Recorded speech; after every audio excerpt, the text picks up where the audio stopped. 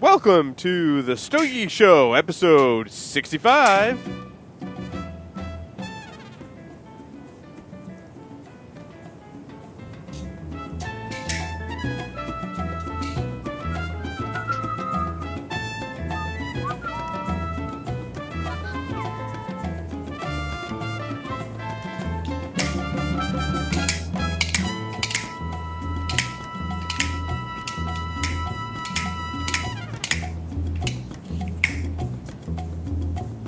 Hello, everyone, and welcome to this edition of the Stogie Geek Show. I'm your host, Paul Asadorian, very excited to be here on this spectacular show that we have for you tonight.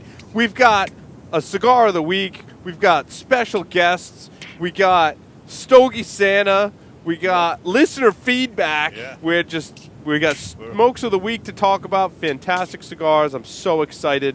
Absolutely. Here in the studio with me, of course, is Stogie Santa. Welcome, Stogie Santa, to the show. Good evening, everybody. Stogie Santa, if you just move that microphone. Steve, you want to just adjust Stogie Santa's microphone? Well, they said if I go too close, it's not good. That's, Mark, is that that's okay? what she Will? said, I think. Mark, Will? I know, huh? You sound okay. Okay. Okay. All right. You sound beautiful as always. Yeah. I've got Will Cooper and Mark Maloney Jr. here on the lines via Skype. Welcome, guys. Thanks for having me, and happy football day to Yes. all those who care about that. Oh, yeah, everybody does. Greetings, everybody, from the Palatial Studios here, Stogie Geek Studios in North Carolina. I like I'm in the basement this week. Yeah. I'm in the basement every fucking day. Let's see. Let's just talk briefly before we jump into our interview. I'm going to introduce the guys from Iconic Leaf here just in one moment. Let's talk about what we decided to smoke. It was kind of a last-minute kind of thing. I realized we didn't have anything to smoke for this week. Will and I have a call tomorrow. We're going to map that out if any of you Stogie Geese guys want to be involved in that. If not, I think I'll send an email out, and then we'll all... I think we should get a collective Yeah. audience on this. Yeah. I agree. And step up. Yes, absolutely. But, so this week, Will's like, well, what if we smoke Viaje? I'm like, hey, I got a bunch of Viaje stuff sitting in my humidor. Sounds like a good idea. So, Will and I decided to light up the Viaje Satori Zen. This is the double Perfecto. It has a double Oscuro wrapper, Nicaraguan binder, and filler. And it's a 6.75 by 52 box-pressed Perfecto. Will, did you have anything else to add about the cigar?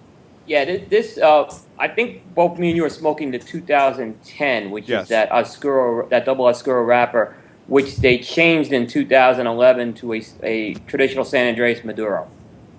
Gotcha. So this one, but this is still my favorite of the line. Excellent, excellent. Stogie Santa, what did you decide to light up? I did the Friends and Family, the 5x52 original release. I'm going to go as a wrapper binder filler. They don't list anything on it, so I don't know. Will, do you have any idea what it is? Andre told me it's all Aganosa leaf in that blend, so it's a pure Nicaraguan Puro. Okay. Now, I had a very sweet, cold draw to it. It's not... That's not how it tastes so far. I can tell by looking at your face. Everything is great. No, everything's good. Everything's Mark good. Jr., Yeah. what did you decide to light up? A Viaje Oro Reserva Double Torpedo from 2011. This has always been at the top of the list of Viajes for me. Me too. It has a Nicaraguan Corojo 99 wrapper, but it is also a Nicaraguan Puro as well. It's 5 3/4 by 52 double torpedo. It's sealed at both ends. Really a great smoking experience, but we'll get into that a little bit later. Yep. So, Will, did you want to introduce our next guests? I know they're friends of yours, so I think you should do the honors. Well, thank you very much. So, we have Scott Weeks and J.R. Dominguez, who are coming from an undisclosed location in the Dominican Republic. I know Scott for many years. I've met J.R. last year. They have started a new cigar company called Iconic Leaf Cigar Company, and they made their first debut at the trade show last year, and they're getting a lot of buzz in the industry right now. And I've talked to a lot of folks in the media. They share the same opinion as I do, is they are really making some good cigars. and they got a really good story behind them as well. So it's not just that they're putting something out; they have a wonderful story. I thought they'd be terrific guests, and they're friends of mine, and I'm honored that they'd be on the show tonight. Welcome, guys, to the show. So Scott and JR, I wanted to just start up by asking you how you got into the cigar business. You want me to start with my story? You go ahead. All right. Well, I started in the cigar business. I actually grew up in a factory. My dad is a manufacturer. He's Jose Dominguez as well. He is the maker of Victor Sinclair cigars. You probably heard about him. My dad has been working, has owned the factory for over 20 years. My grandfather before him was involved in the cigar business. And I basically grew up in the factory floor. My first job in the factory floor was preparing tobacco beds and sweeping the floors after everybody was gone. 8 years old, right? At 8 years old, yes. That was my first job. And basically from there on, I just, I've been involved in cigars basically my whole life. And this is what I breathe. As far as me, I spent 20 years on the road as a what they call an independent manufacturer's representative, representing just about everybody you can think of over the years. I won't do any name dropping, but we've taken a lot of pride over the years building a lot of people's brands and helping them along their way to success. Before me, my dad, who's one of the most respected men in the cigar industry, his name is Nick Weeks. He spent 40 years on the road, helping many different manufacturers that are some of the top guys in the world today get their start. And then my grandfather, similar kind of to JR. I mean, he comes from 3 generations of tobacco manufacturers. I come from 3 generations of guys that help build the brands that these guys make. And so we've taken a lot of pride in doing that. And, I decided to try and do business at a different level, spending all those years building all those brands. And, never really having anything of my own. I wanted to be a part of something bigger, something greater, something that I could put my stamp on. So is there a moment or a kind of event that made you realize that you seal the deal, I got to get into the cigar business for good? Like have my own brand, more to say. Okay, well, basically, I came over to the Dominican Republic and I met with JR, and we realized that we were kindred spirits, that we had a lot of similar backgrounds, similar stories, just on the different sides of the business.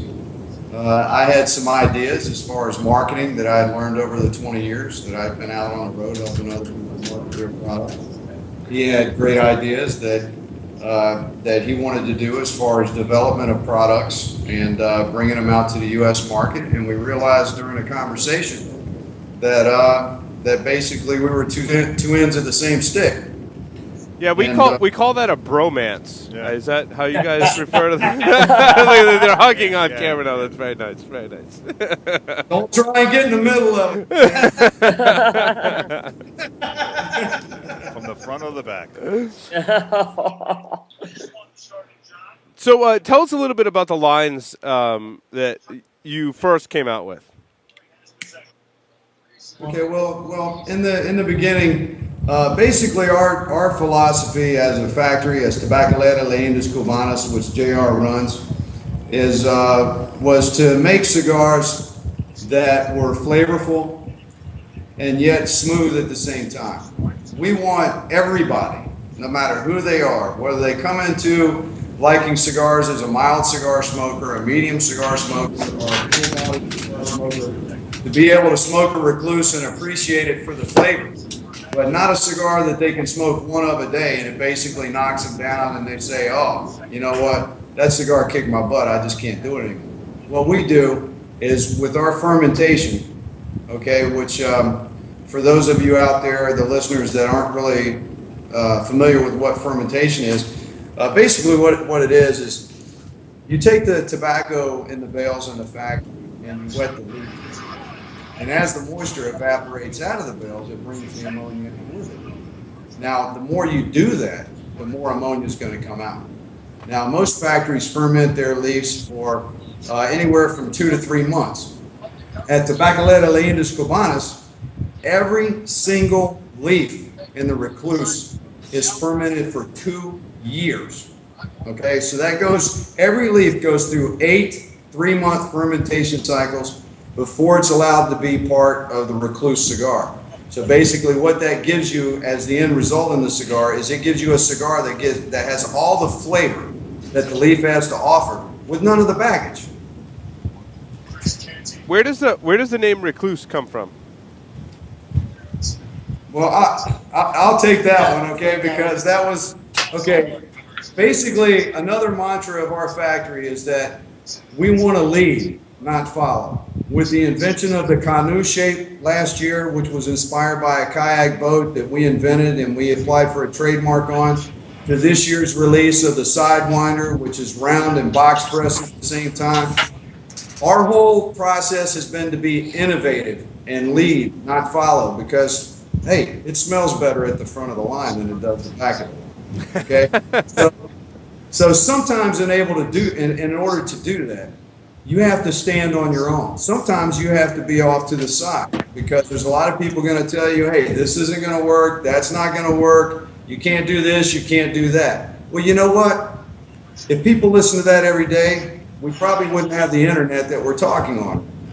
So we pride ourselves on being the most innovative cigar company out there, and sometimes you have to be a recluse, okay? And think on your own and get off the grid, which is where the OTG comes from on the band, okay? The off the grid and the recluse go together. And that's why both of those are on our first release, because that's how we started our company. Lead, don't follow. So tell me about the canoe. Did you task a roller with that, or where did that whole thing, start, and how did it develop? Well, the canoe, it's a very interesting shape. It's actually only one pair of rollers do them in the whole factory. They've been trained to do this, and this is all they do all day long. They've actually have done this cigar nonstop for over a year now. And it's a very interesting shape. Basically what we did was combine the functionality of a Perfecto and the functionality of a box press both into the same cigars. Now, the functionality of the box press is to compress the airspace in the cigar, making that a cooler burn and a slower burn at the same time. And the Perfecto, the Perfecto, what is it that you call it, the Groucho Marx? Yeah. Groucho Marx. The Perfecto is the Groucho Marx type cigar. For people that don't understand what a Perfecto is, it's a cigar that's shaped like a football. And so the wrapper to filler composition changes as you smoke it. So as JR was saying that we took the functionality of a box press, which makes the cigar burn slower and burn cooler, we also took the functionality of a Perfecto, which makes the cigar change flavor profiles 6 times from start to finish, 3 on the way up and 3 on the way down. And on top of that, we combine all that with the entubado fashion. Now, entubado, for you that don't know what entubado is, entubado is the old Cuban fashion of rolling cigars. It's basically you take part of it that goes inside the cigar, right? So you take each filler leaf and you roll it into a small tube. Then you bunch those little tubes together and you put the binder on. Then you put the wrapper and you got the cigar. Now, what those little tubes are assuring is that even if you box press a cigar like we do, you're always going to have the safe passageway from the foot to the top of the cigar, guaranteeing the perfect. Now, it doesn't box but it's very worth it. Hey, I'm sorry, I missed that last sentence. Hey, hold on one second. I'm sorry. Hey, Mark. Yeah. Anytime you move anything on your desk, we get a lot of background noise. That's okay. What he's going to do is he's going to start back over on the entubado process so that the listeners get to benefit from the knowledge. So I got the part where you said the small tubes are put together for the box press. I get that. Now, where did that? I wanted to ask you before you go on any further from that. Where did that style of rolling originate for our listeners? Cuba. That's the original Cuban way or the Cuban fashion of rolling cigars. That's how the original Cuban cigars were rolled.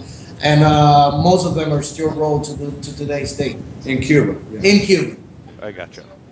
So a lot of factories don't want to take the time to do that. I mean, the way that most factories roll cigars is they take the filler leaves. If you can imagine an accordion, if you can imagine an accordion, most manufacturers they take the filler leaves and they fold it off like a road map, like an accordion, and that's great. But sometimes when you box press a cigar like that, it can restrict the draw. But every cigar, no matter which one we ever come out with now or in the future, every cigar at the Tabacalera La Indias Cubanas factory is going to be rolled into bio, which is that tubing method that gives you the effortless draw, because we take the extra time to do it, the extra labor to do it, to make sure that the end consumer, every time they buy a Recluse or a Recluse Draconian or anything out of the Tabacalera La Indias Cubanas factory, they're going to get the same experience that they got the last time they smoked. So we get to so you currently have around 10 Vitolas available. I want to talk about some of those specifically, but I also want to ask you, how much is too much, or how much is too little, right? So kind of an example of that is, I walk into my local gun shop and I'm like, well, do you carry this brand of firearms? And he's like, well, we don't. And because they've got so many different kinds of the same model number that are all slightly different, he's like, if I carried 6 of them, my customers walk in and they're like, well, you've got these 6, but I wanted the other 7 or 8, the different model numbers that you have. You don't have the exact one I have. He's like, so my stock would sit there forever. Yeah. So, with 10 Vitolas available, I wanted to kind of ask you about how you make the decision about which blends you're going to produce and how many you're going to carry at any one given time. Okay, well, because that's part of a marketing strategy in the U.S., I'll take that question, okay? That's my direction. The 10 Vitolas, basically, what I've learned is that there are different markets in the United States all over. You can have 3 sizes that sell at one shop, Yep. and Great you go answer. 30 miles down the road, and those 3 sizes don't sell at the other shop, okay? So what we wanted to do was we wanted to have a Recluse size that would be for every market, no matter where they are.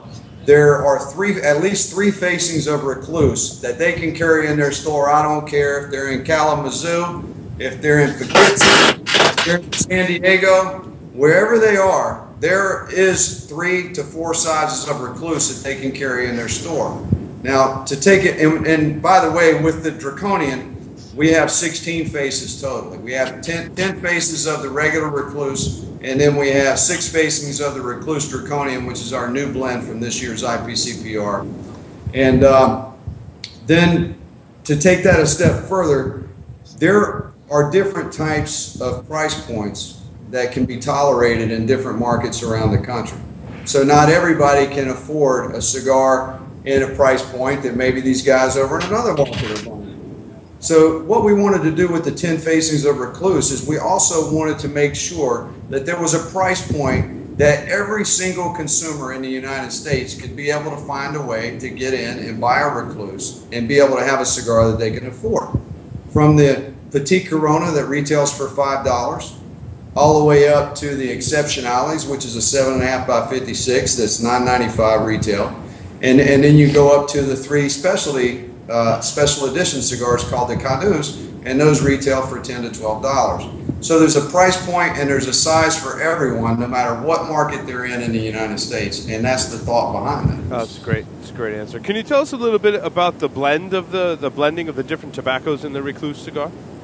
All right. Well, the first release, which was on 2000, we released it on the 2012 IPCPR, and that's the one we got the 10 facings on.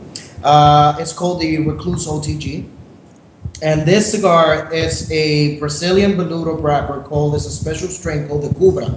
Now the Cubra, it's a very peculiar wrapper. Not many people use it. We're actually one of the few factories in the whole world that use that wrapper, and what it stands for, it's a Cuban Brazilian Maduro.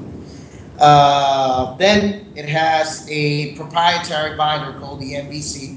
It's a binder we developed, and only we own it. And then it's got three different fillers. It's got all Dominican tobaccos going from the top of the plant That's the ligero. Then you go to the medio tiempo, and then you go to the seco on the bottom. And then each leaf is from a different each. No, it's the ligero, the viso, and the seco. Seco, I'm sorry. yeah, sorry. He's had a few Hennessy's before the Yeah, that's all right. We're drinking now No, too. we're drinking It's scotch. good. We're It's right all good. there. We're right there with We're you. all the same. So seco. Yeah. Sorry about The that. ligero is the top leaf. It's the most full flavor, resilient leaf. It gets all the sun, the wind, and the rain. So it's got a lot of body to it. The viso is the medium to full flavored leaf, and then the seco is the mildest, sweetest leaf. And we put all three of those together to let them fight on the 50-yard line of the flavor battle, and it really pays off. So how did you come to, with all the different tobaccos available, what kind of process did you go through to ultimately come up with your blend? Is it just a matter of a lot of sampling, a lot of experimenting, or did you kind of know the conditions in the farms and the tobacco you wanted to go after beforehand? Well, blending is a very complicated process. Blending is you have to come up with a profile of what you want. What are you looking for in a cigar? Right. You need a plan. You need a plan first, right? Before you need you need a plan before you come up and decide what you're going to do, Before right? you Yeah. come up with a blend, you need to know what you're looking for specifically. Now, like Scott said before at the beginning, our mantra is to blend flavorful but yet smooth cigars. All right, so that's what we were looking for. We were looking for a flavorful blend, but it's a blend that at the same time so smooth that you can chain smoke 8 cigars one after the other. You feel like Save on butane. yeah. So, and that's basically what we started off. And then we started, we started, and with the knowledge you have of each tobacco you have stored, and from each tobacco, the flavor that you get from each leaf coming from each of the different suppliers, from each of the different parts of the island or the world. And that's how basically you do the blending process. And it's after that, it's basically try and fail until you get the right one. Right. So now, describe the wrapper on the Recluse again. Where did that come from? The wrapper in the Recluse, in the original Recluse, is called a Cuba. It's a Cuban Brazilian Maduro wrapper. It's a special strain. It's special strain from a Habano seed. Yeah. Okay, planted in a region in the north of Brazil, and it's got that flavorful. It's got that. So typical, now, I'm sorry. Is it grown in Brazil? Is it grown? it's grown in Brazil. Yes, Okay. it's grown in Brazil, in the northern region of Brazil, more specifically in the state of Bahia, at the north of Brazil. Excellent, excellent. And then you also Basically, what it has is it has more flavor than a regular Brazilian Maduro, and it's smoother than a regular Brazilian Maduro. So it fits right in with the profile of what we're trying to do, right? More flavor, smoothness. So that Cubra fits right in with that profile. There's only basically 2, maybe 3 factories that have it. There's one guy that primarily has most of it, and then we're able to get it. And then I think one other factory has it. It's a very in-demand leaf, but it's a very limited leaf to produce. So we're proud to have it. Now, JR, you also said the binder was somewhat unique to your cigar as well, correct? Yeah, the binder, it's like I said before, it's a proprietary binder. We named it the MVC. It's a leaf. It's a special binder that we developed, and it's basically it was developed to merge in and blend with the flavors, but at the same time provide a combustion characteristic to the cigar, so it always have that razor sharp burn all the time, and that combined with the box press, it creates a slower burn. Yep. Where you always have that combustion, that leaf that helps the combustion of the cigar and helps it burn evenly. So now the Sidewinder, is that a size in this particular blend, or is that a different blend altogether? No, the Sidewinder is a new size we developed, like the Canoe. It's a round and box press cigar at the same time, and that cigar, that shape comes in the new blend that we developed called the Draconian, which was this year's release. The Sidewinder, like I said before, it's a shape like the Canoe, never done before. We were the ones that invented it, and the Draconian is a whole new blend. It's not like we did. We just slapped on a wrapper on the original blend. We redesigned the whole blend to meet with the characteristics of that specific wrapper that we use. So now, when you go from the different sizes in your line, what changes the most between the sizes? Do you do you change the filler? Do you change the proportion of the amount of filler you put in each one? Do you change the binder? Do you change the wrapper? Do you change which priming it comes from? Like, what changes? Do you specifically tailor it for a size? Well, when you're doing different sizes of the same blend, you don't change the filler composition or anything like that. You just change the proportion of the tobaccos that you use. That is also why each cigar, even though if they have the same filler composition on the inside, the same binder, same wrapper, the different sizes stays the same. They have different characteristics because you use the tobacco in different proportions, depending on what size you're doing. So now, do you guys have any limited releases that are currently available or you're working on?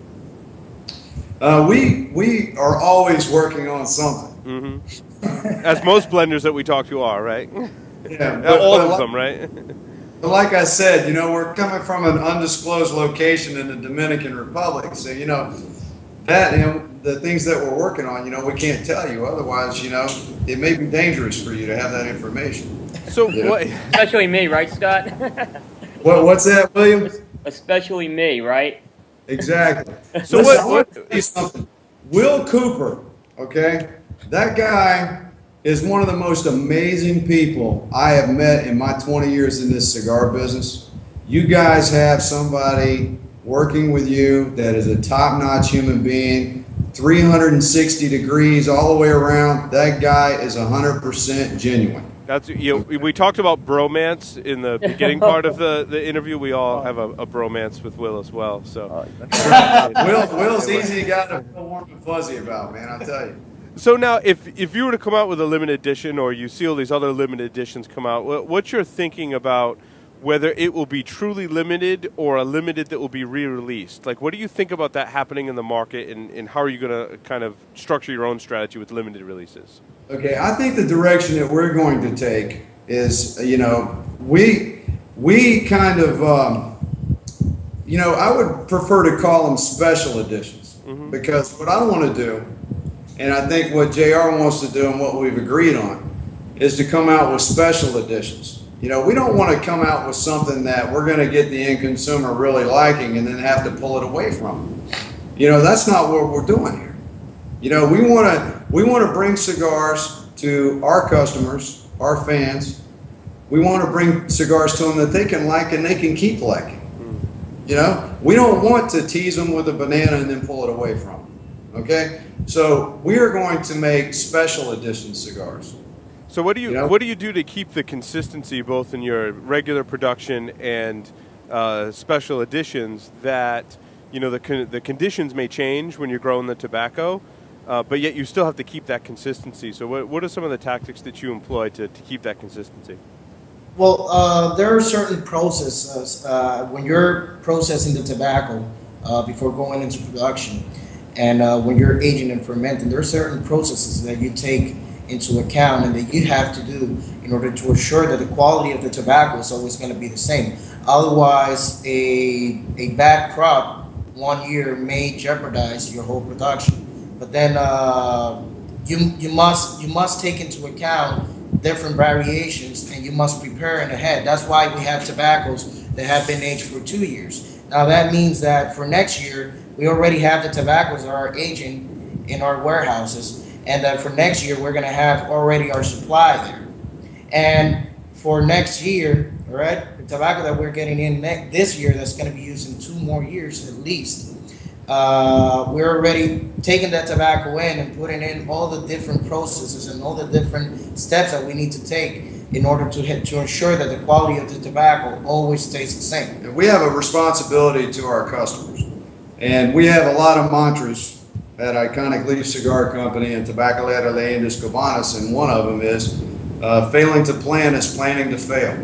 Okay, so you can't open up a market for a cigar with 10 facings with tobacco that's been fermented for 2 years unless you've planned, and we've planned. So someone wants to clarify on, someone in the chat wants clarification on what a special edition. And the way I took your meaning to be is that you release something in a limited quantity, one year, and then the next year release the same cigar in another limited quantity, and be able to re-release that at a fairly regular interval, rather than something that's a limited edition where you release it once and then you don't have enough tobacco to ever produce it again. Is that what this distinction we're making between limited edition and special edition? Well, our special editions, what we classify as a special edition, is the Canu, okay, which is a special edition cigar that we invented, we created, and we trademarked. The Sidewinder, which is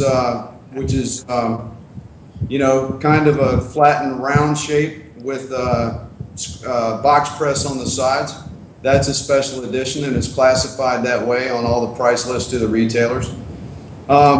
Listen, there may be a point to where we come up with a yearly allotment, but we're not going to come out with a cigar that we only have. We're not going to come out with a small batch run, okay, and not be able to deliver to the end consumer. So your guy who has written in, thank you first of all to that gentleman who wrote in. That was Sharing Smoke is his nickname, yeah. Well, thank you for that. I appreciate you writing in, and we are going, when we do different types of special editions, we may have, you know, a certain amount that we can produce a year, but we will not start any project that we cannot develop for our customers year after year. So let's see. We talked about the. So is there anything else with your lines that you wanted to talk about, or with your production process that you want to mention that I may have glossed over at this point? Okay. Well, what I would like to say is that, you know, with the 20 years that I saw a lot of manufacturers doing things in a really amazing way, you know, I kind of decided that anything that I was going to be a part of, and, you know, I've been offered a lot of opportunities over my 20 years to do different things, and I just chose not to do it because the timing wasn't right, the formula wasn't right, all the stars weren't aligned. And, you know, and I've met with so many of the end consumers over the years. I feel kind of a kindred spirit with a lot of them, and, you know, I've been an end consumer. And so, you know, I want to make sure, and JR is on board with this 150%, you know, that we take our responsibility to our customers very, very seriously. And we are completely dedicated to making the very best products that we can make that they can appreciate for many, many years to come. And, you know, we don't want to burn out our customers. We don't want to burn out their palates. We don't want to burn out their wallets. Basically, what we want to do is we want to cultivate relationships with our customers that's going to last for years and years to come. So this next question I want you both to answer individually, and you can't answer with each other's names, okay? So who do you admire most in the cigar industry and why? Well, that's a tough question, man. Well, I mean, I really admire my dad. He's been always a guy that's been hands to work. He taught me how to work. He taught me everything I know. He's been, you know, a great father, great mentor, great teacher, great employer for many years. And I really admire his philosophy and the way he's done business, and the way he still keeps doing business, and also the amount of passion and love he has for this business. He breathes, he eats, he sleeps, everything he does has to do with tobacco and cigars. So I really admire him out of the top, I gotta say. You know, JR stole my answer, so I'm going to try and segue a little bit. But I will say this, that, you know, I was going to say my dad. You know what, I still am going to say my dad, but then I'm going to say somebody else. I'm going to give you something juicy after this. But my dad, Nick Weeks, is the only guy that I've seen come through this industry after all these years, and there's not one person you can ask, from Hanky Kellner to the Olivas to Carlito Fuente to anybody, that could say anything bad about my dad. They all love and they all respect him because my dad is a genuine person. And when you're in the room with him, I don't care if he was wearing a tank top and shorts and flip-flops, you know that my dad is an honest, genuine person, and he's got a lot of knowledge and a lot of wisdom to share, and people realize that about him. And everybody in the cigar industry is in love with my dad. Now, that I've done with the cheesy answer, I'll say this. Okay? One of the guys in this industry I respect is Rocky Patel.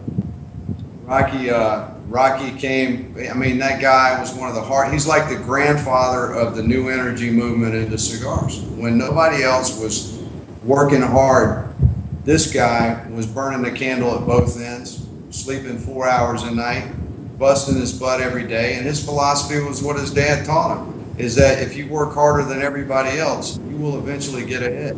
And Rocky spent a lot of years climbing and clawing. And finally, you know, he was able to make his way in this business because he was willing to work harder than anybody else. So I respect that about Rocky, and he's always been a good friend, and I admire that. What's your most favorite cigar to smoke from your own blend, and then what's your favorite cigar to smoke from someone else's blends? Well, from our own blends, I would say the original Recluse Robusto. That for me is the cigar that captures and really enhances the flavor in the blend. In the special sizes, I would say the Canu #1. That for me is the best one of all. And other cigars, let me see, I've smoked so many, I couldn't really tell you. Oh, why don't you go ahead? Okay. And I'll think of which one. I'll decide in my head which one it is. Under the iconic flag, I would have to say the Sidewinder #2 is a ridiculously awesome cigar. And one of the innovations of that cigar is you don't have to cut it when you smoke it. Basically, you just squeeze the sides of it and the cap pops off, and then it draws effortlessly because of the incubado. And the flavor of that blend is just ridiculous. We really hit a home run with that blend. I'm in love with that cigar.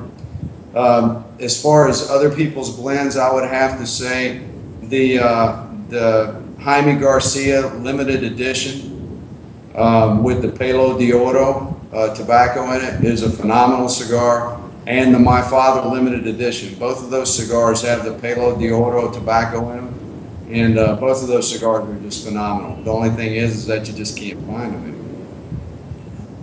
We don't have any more of those, right, Stokey Santa?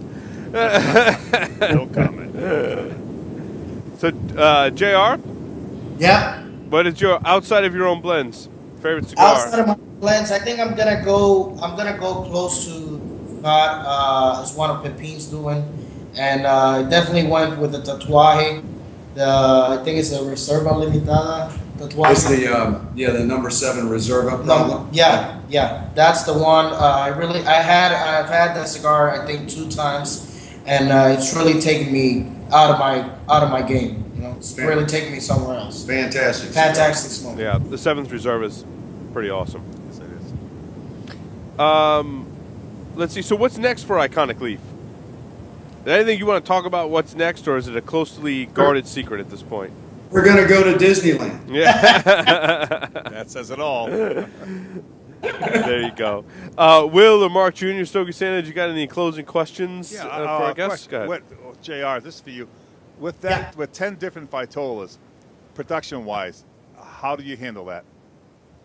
16. Well, 16 now. 16, I'm sorry. 10 phasings in the regular Recluse and in the OTG Recluse, and 6 phases in the Sidewinder. Let me tell you something. At the beginning, it was a nightmare, but practice makes perfection, right? So they say. And my other second question is quality control situations. What do you do? We're very strict with our quality control. Our cigars go through many different, from every process and every stage, they go into different classification and quality control checkups. Ever since we're processing the tobacco before production, we got quality inspectors taking out the bad leaves of the tobacco, making sure that only the best go into our cigars. Then we got every cigar is draw tested to make sure that the draw is perfectly before being putting the wrapper on. Then when the cigars are stored and before taking them out on production, we go into 2 different classification processes to make sure that we filter out any cigar that does not meet with the aesthetic quality that we're looking for. All right, so we have a lot of filters through a whole process to make sure that only the best gets the TLC warranty on. TLC is Tobacco Legal Cubanos. Correct. Excellent. Well, Scott and JR, thank you very much for appearing on the Stogie Geek Show. It's been a lot of fun. I'm glad you guys were able to come on the show. And where can people get your cigars? I don't know, Coop, I know you've smoked some of these cigars before. Where are some of the places you can buy them? Is that a question for Will or a question for us? Both. Okay, well, basically you can get on our website at www.iconicleafcigar.com and pull up the retail locator and click on your state, and it will list all of the retailers that are in your state. Excellent. Now, if you're down in Will's area in Charlotte, North Carolina, you can go to Outland Cigar Company, which is owned by a good friend of mine, Tom Cacadelis. And if you want to go to a very well-run store chain, Outland Cigars in Charlotte, North Carolina is the bomb. Okay, and I manage a cigar shop myself, so if I go on your website, can I just request some samples to take a look at and see what we could bring in? Yeah, definitely. Absolutely. Okay. As a retailer, you can, yes. Yes, that's a retailer. Oh, yeah, that's what I'm talking about. Absolutely. Excellent. I just didn't want you to flood the website with the end consumers. No. Hey, see, it's the whole thing with the boutique cigar. It's just I think it keeps everybody on their toes. You know what I'm saying? I think it's a great idea. Some of the bigger companies will get a little shaky with this, but I'm all on board with this. I truly am. I think it's a phenomenal phenomenon that's going on. I really do. Well, guys, thank you very much for appearing on the Stogie Geek Show. We, again, appreciate you guys coming on. iconicleafcigar.com to find out more information. And I wish you guys the best of luck. Thank you so much for coming Thank on. you. Yeah, we appreciate it. To be here. It was a pleasure. Thank you. Thank you, guys, as always. Thanks, guys. With that, we're going to take a short break. We're going to come back. We're going to talk about what we've been smoking. We're going to give an update about the cigar we're smoking on the show, all the cigars we smoked in the past week, as well as some listener feedback. We'll be right back. Thanks, guys. Thanks again, guys.